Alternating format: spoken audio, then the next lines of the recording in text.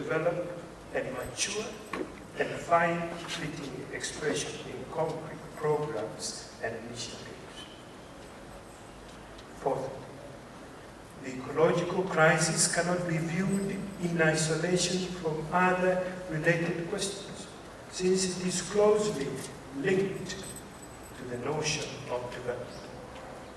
Prudence thus dictates a profound long-term review of our model of development, one which will take into consideration the meaning of the economy and its goals, with an eye to correcting its malfunctions and misapplication. Fifth, similarly, policy related to exploitation of natural resources must be put in place, and where it exists, be enforced for the realization of a sustainable utilization of the environment. The goods of creation belong to humanity as a whole. Yet the current pace of environmental exploitation is seriously endangering the supply of certain natural resources, not only for the present generation, but above all, for generations yet to come. To combat this phenomenon, economic activities need to consider the fact that every economic decision has a moral consequence, and thus should increase respect for the environment. A greater sense of intergenerational solidarity is urgently needed. Future generations cannot be saddled with the cost of our use of common environment resources.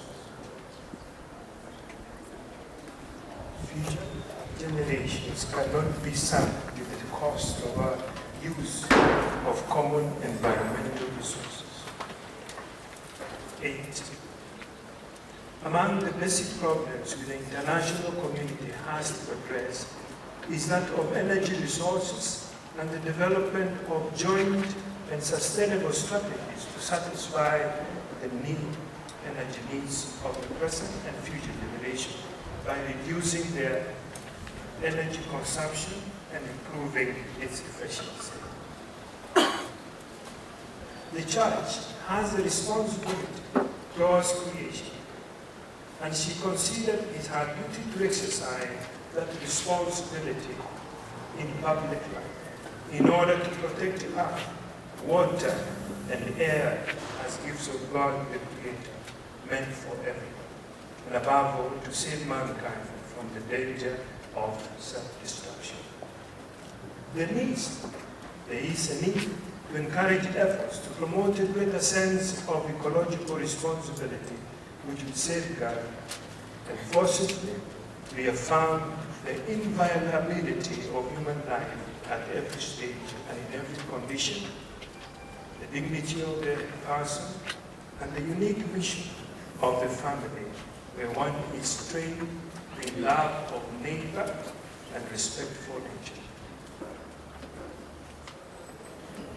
May I now appeal to the different faiths present here today, and more so young, to take on the challenge to conserve the environment. Thank you to quite a number of people who are involved in this arrangement, because without them this occasion could not have been a success. But before saying that, Your Grace, I think we should thank God for the Mother Earth. I'm sure each one of you this morning either took a cup of tea, or a glass of water, and some of you even took a shade under the trees. To thank the press, all the members of the press who are here, because I'm sure from here they are going to spread positive information about nature, including the seed and the season.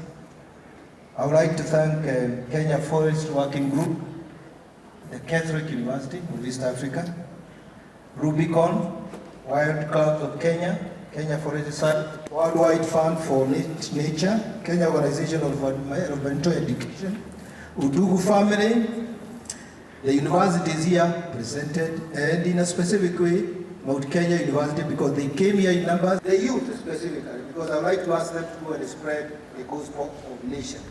And with those few remarks, I want to wish you a good weekend. We shall have a short, brief photo session here. Then we shall all be invited to the exhibitions. Start here, we have apples, they are selling at 30 shillings. Those apples are very delicious. Move around and buy something that will conserve. Almighty and ever-living God, we thank you, we bless you. We thank you for the gift of yourself, your life to us.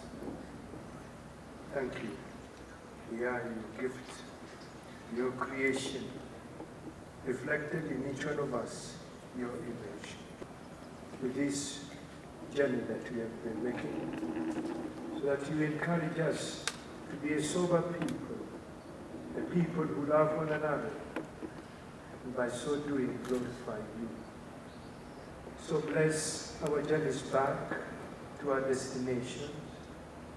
Continue to bless our brothers and sisters in this transport and communication, so that they can walk and drive safely.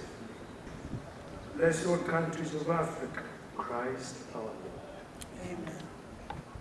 And may Almighty God bless you, the Father, and the Son, and the Holy Spirit.